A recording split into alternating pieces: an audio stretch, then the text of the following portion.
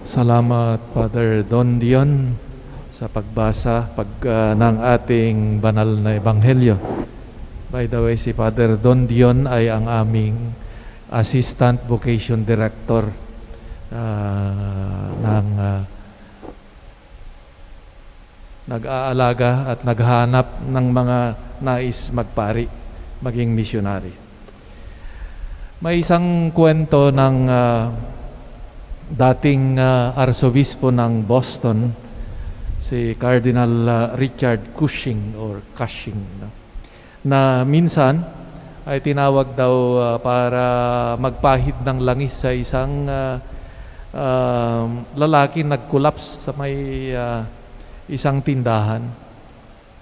Gaya ng nakagisnang gawin, lumuhod doon si yung kardinal sa tabi ng lalaki at tinanong, naniniwala ka ba sa Diyos Ama, sa Diyos Anak, at sa Diyos Espiritu Santo? Napabukas daw yung mata ng yung nag-collapse at ang sinabi ay, ako'y nasa bingit na ng kamatayan at tinatanong mo pa sa akin ang isang bugtong riddle. No? Karamihan ay tinuturing na ang hiwaga o misteryo ng banal na Santatlo o Holy Trinity o Santissima Trinidad bilang isang bugtong, isang riddle na hindi pwedeng maintindihan. Sabi nga na hindi na misteryo kung ito'y lubos na nauunawaan. Pero sa kabilang dako naman, meron din naman tayong pwedeng masabi na makabuluhan tungkol sa hiwaga ng banal na Santatlo. We can say something, although it is a mystery, it is a sublime mystery, but we can also say something certain and meaningful. At yan ang isinasaad sa banal na kasulatan.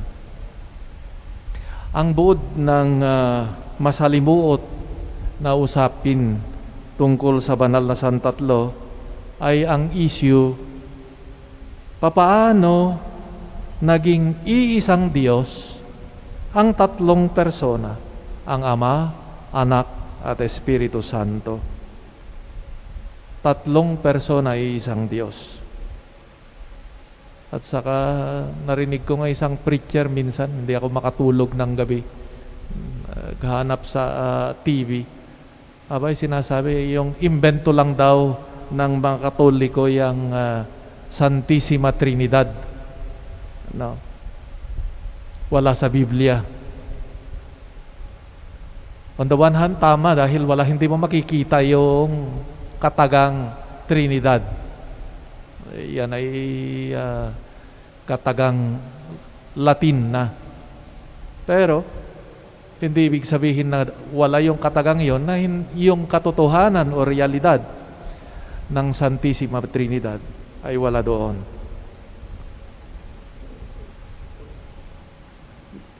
Yan ay itong sabi ko nga sa introduction kanina, ito yung nasa sentro hiwaga ng ating pananampalataya. Ang iisang Diyos sa tatlong persona.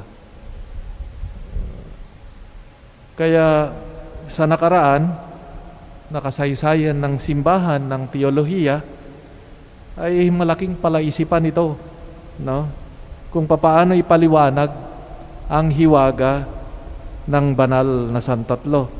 Kaya yung naging pastime ng maraming theologians noong Middle Ages hanggang itong kuwan lang, ay umiikot sa usaping paghahanap ng paghahambingan ng realidad o katotohanan ng Diyos na sinasampalatayanan natin.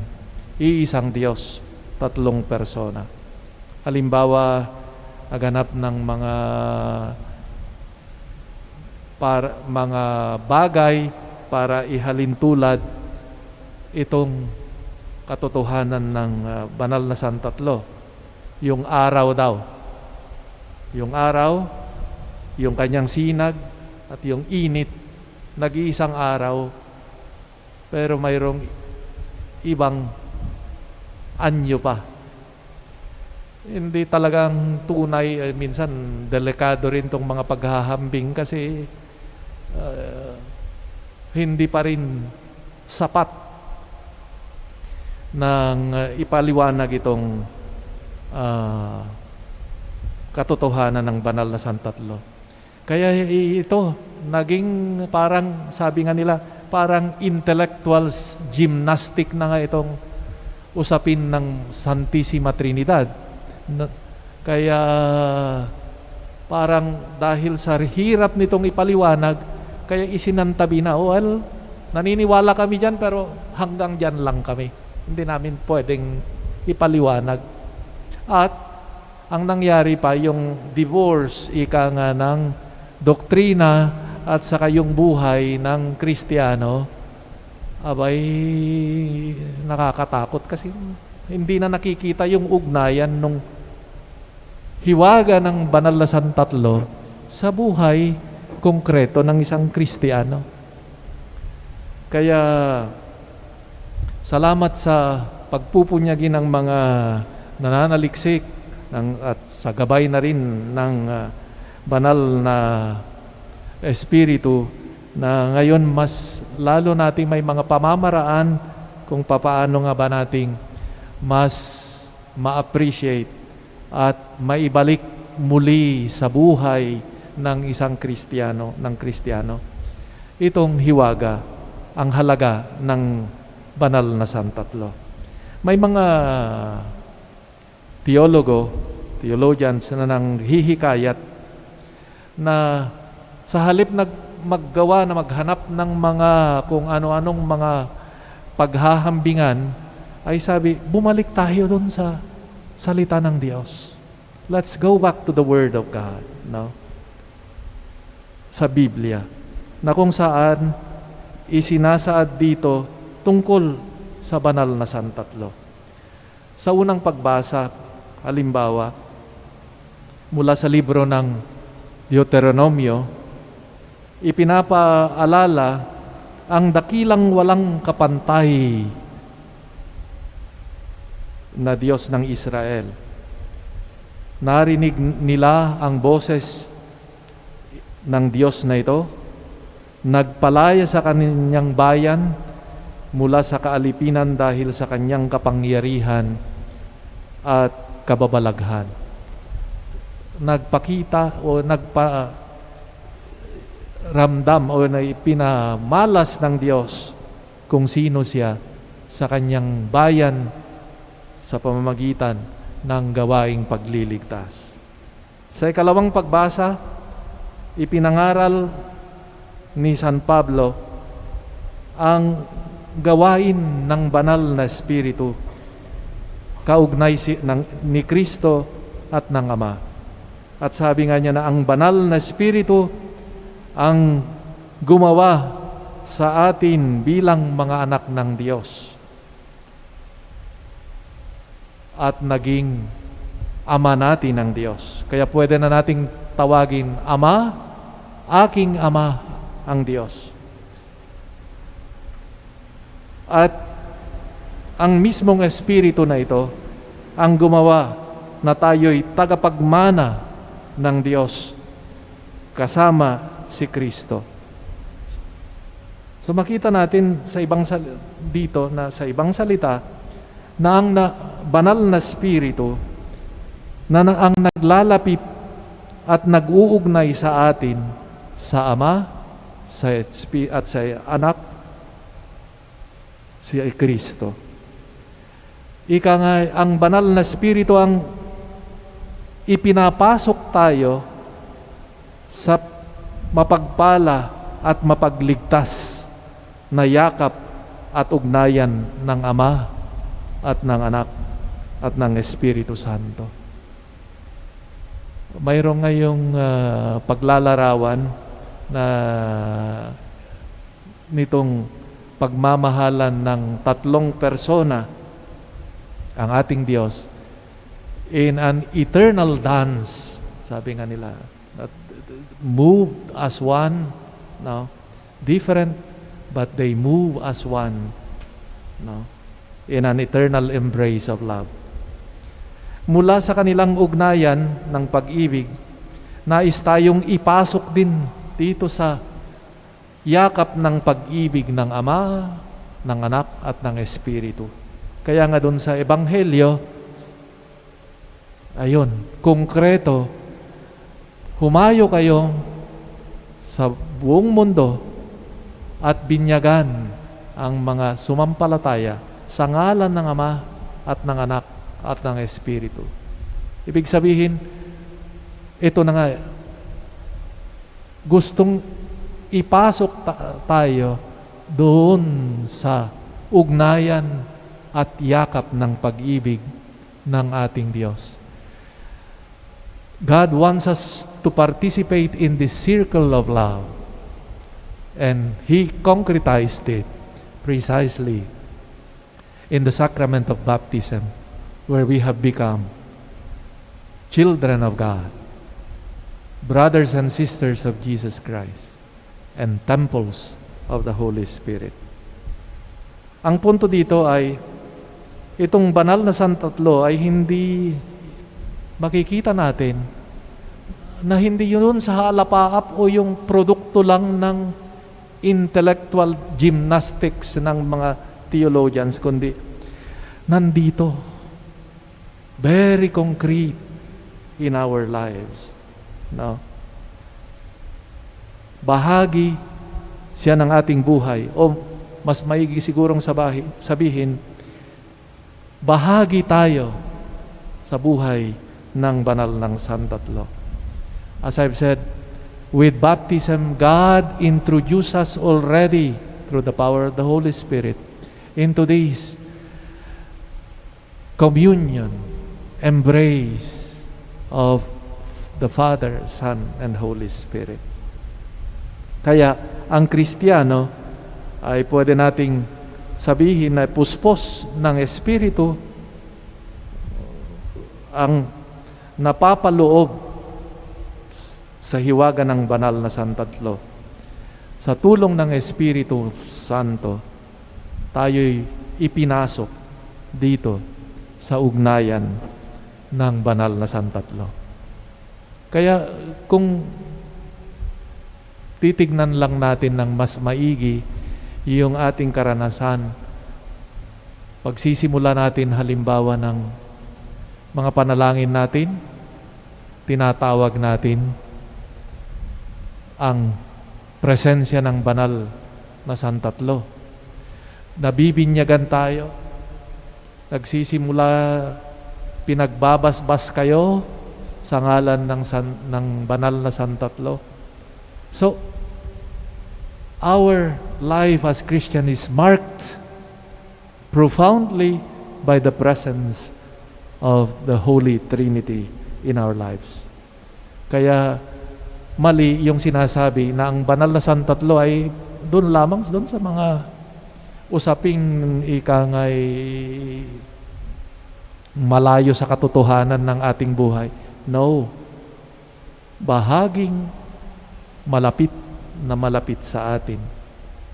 At ikangay napapaloob tayo dito sa the circle of love of the Trinity. Anong ibig sabihin? Anong implication nito sa yung ating pananampalataya sa banal na santatlo? What are the implications of our faith in the Blessed Trinity? Bilang bininyagan, tayo'y tinawag sa pakikipag-ugnayan. Our vocation as baptized is that we are called to communion. Pakikipag-ugnayan, pakikisa. Kung ang Diyos na sinasamba natin ay Diyos na nagkakaisa at iisa, at siya ang hantungan natin ay at bininyagan tayo sa ngalan nito. Kaya nga ang pagtawag sa atin ay matuto tayong lumago sa pakikipag-ugnayan. It is in communion with Christ, with others, with our brothers and sisters, where we find fulfillment and fullness of our being. Mayroong idea noon na para ikaw ay maging matagumpay is that you show yourself as individual, mag-isa ka lang, parang lone ranger. That is not the idea of Christian life. Ang pagiging Kristiyano ay pagtawag patungo sa pakikisa sa isang sambayanan. Kaya nga, ang simbahan din ay bilang katawan ni Kristo ay sumasalamin, naglalarawan ng banal na santatlo. Kaya nga, yung ating mga obispo, itinalaga itong linggo na ito bilang BEC Sunday. Nagpapaalala na ang bukasyon ng simbahan at ng bininyagan ay mabuhay bilang isang pamayanan. Dahil doon sa pamumuhay ng isang nag-iisa, nagtutulungang sambayanan, diyan lumalago ang pananampalataya at ang buhay ng isang Kristiyano. There is no such thing as Lone Ranger Christians. Pag ikaw, akala mo na ako at ang aking Diyos, ma-save na ako, okay na ako, that is not our Christian vocation. We are called to grow and help one another as members of the one church of Christ. And we need to help one another towards our salvation. Hindi kagaya ng mga iba, ako at ang aking Diyos, bahala na kayo. Wala akong pakialam sa inyo. That is not the Christian view of salvation. We are all one body in Christ, and we are called to grow as one body,